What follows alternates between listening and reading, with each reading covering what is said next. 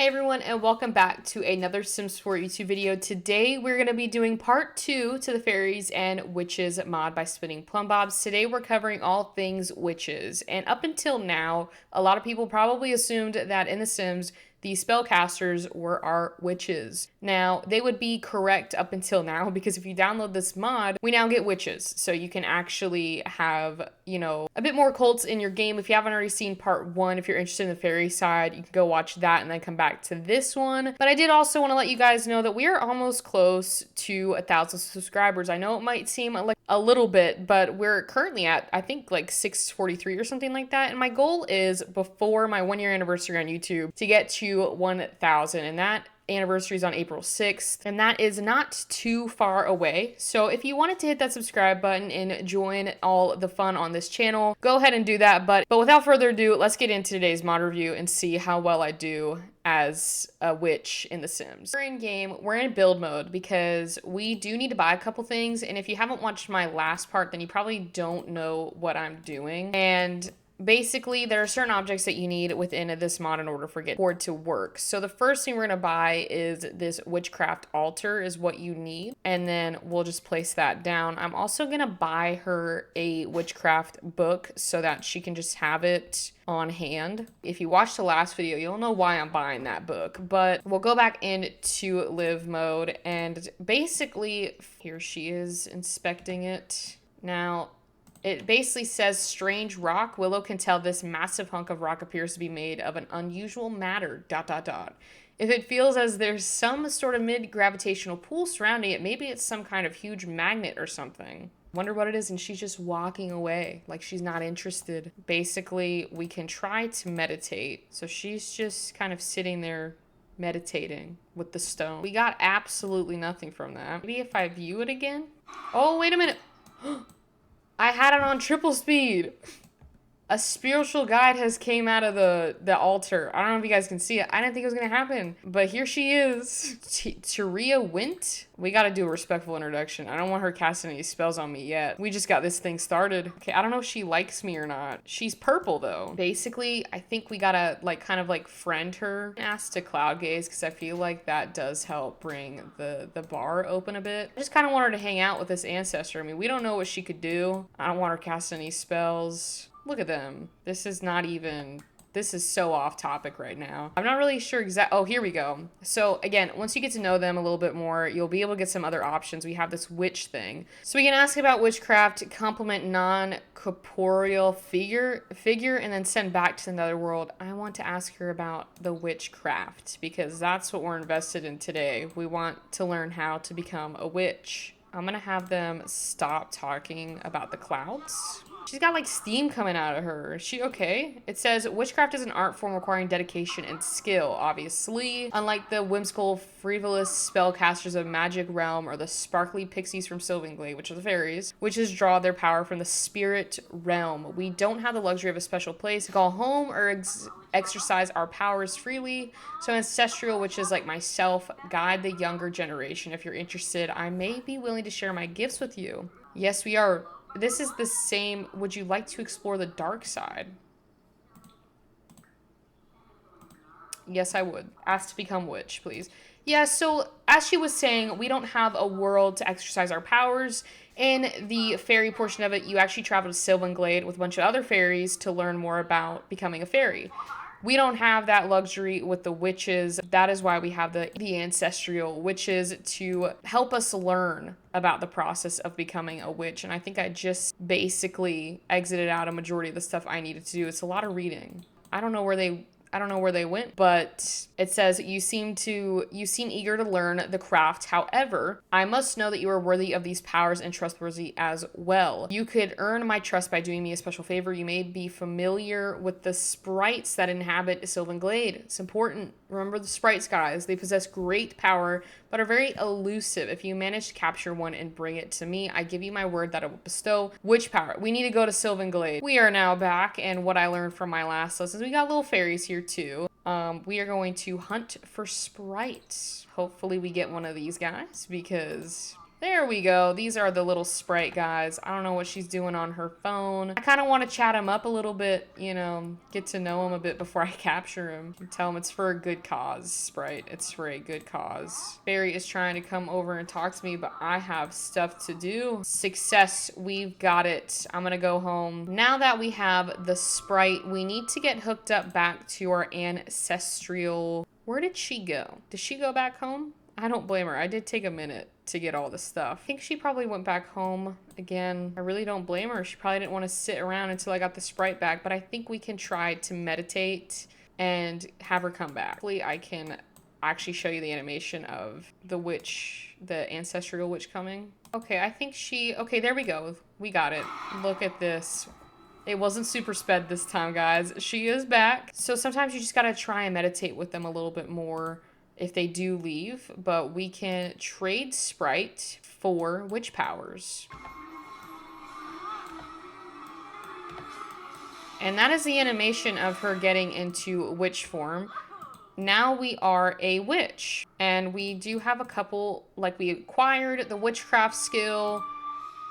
So we basically, so that is how we will be able to gain our witchcraft, is through that skill. We also have the practitioner. And again, if you watched the last video, the book we had, where did the book go? I literally bought a book. Here we go. Basically, this should tell you witchcraft. The open guide to witchcraft will tell you what you can do and what level you're at within your witchcraftism, I guess. Yeah, here we go. So it's the same book like the fairies. It takes you through this guide of your witch ranks, powers, witchcraft, and altar configurations. If you click on these bottom like index things, it'll just take you right to that page. It's a little easier. But there are 5 just like the fairies, and we're right now at the practitioner. Each time you level up on that witchcraft skill, you'll go up a level. So like from practitioner, we'll go to charmer. The next one for powers, this basically lets you know all the different powers your witches can possess. So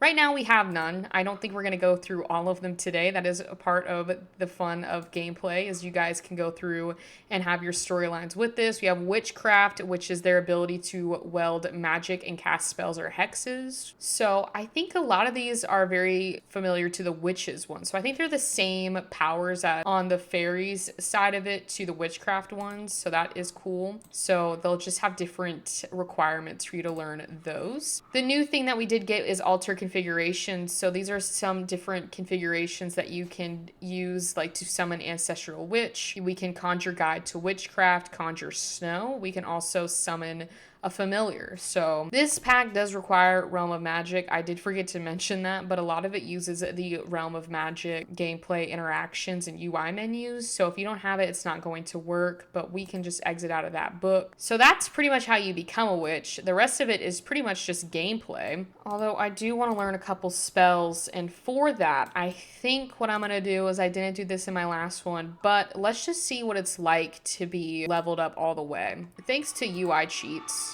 we'll just level her up as if she's played through this properly and not just cheated. You know, we can basically learn spells. So now all of this is open. I want to find a fun one. I think I kind of want to do Medusa's Gaze. It's use the mere power of the 4th school of magic.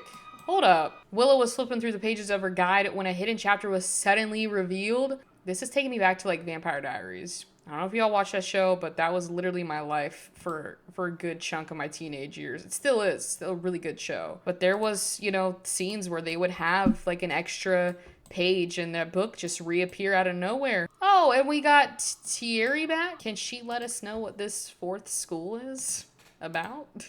Okay, so she said there was an extra page. But basically, this is how the book looks when you kind of have gone through all of this stuff. Again, we have no powers, which you should have powers when you go through this. Just said there's another page. Okay, I guess they were lying to me then. Anyways, let's learn Medusa's Gaze. Basically, can I don't really sure what you can do with Medusa's gaze. Oh, look, they're learning together. While she's learning her spell, I'm just going to come back when she's finished because literally all she's doing right now is just reading about the spell. I also did want to mention, in the last video I mentioned that fairies can have like a fairy family, like your babies can literally be born without a cult. I'm pretty sure the same thing applies to witches, so you can literally have a family of witches, which is why I think this mod is perfect if you have an occult legacy because you're able to really have a lot more occults in your game, but make it a lot more fun. She did also learn Medusa's gaze, so we just need to find a sim to test this on. So let's go to a bar. We can go to the elixirs and brews. I don't think they would be kind of shocked if I did some spells on them because, you know, we're in the same world as spellcasters. So here we are at the bar. Ooh, Simeon Sylvester is here. Let me give him a respectful introduction. But we do have our spell that we learned, our one spell that we learned. We have apologize on behalf of ancestors. No, you can also do the power spars as well. Medusa's gaze, here we go. They're talking about whatever. I don't know what they're talking about. Okay, I think she's going to do the spell right about now. I love how they walked outside. Oh, are they doing a power duel?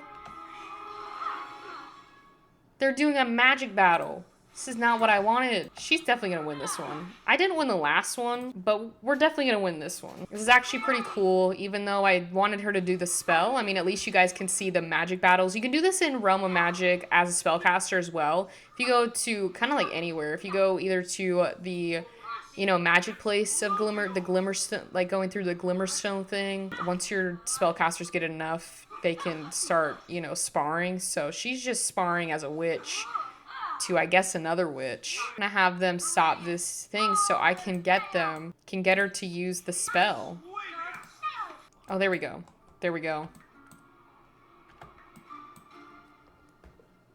What is it? Oh, he froze! He literally froze! Like Medusa! Oh my god, look at that, guys. I did not mean to do that. I kind of feel bad now.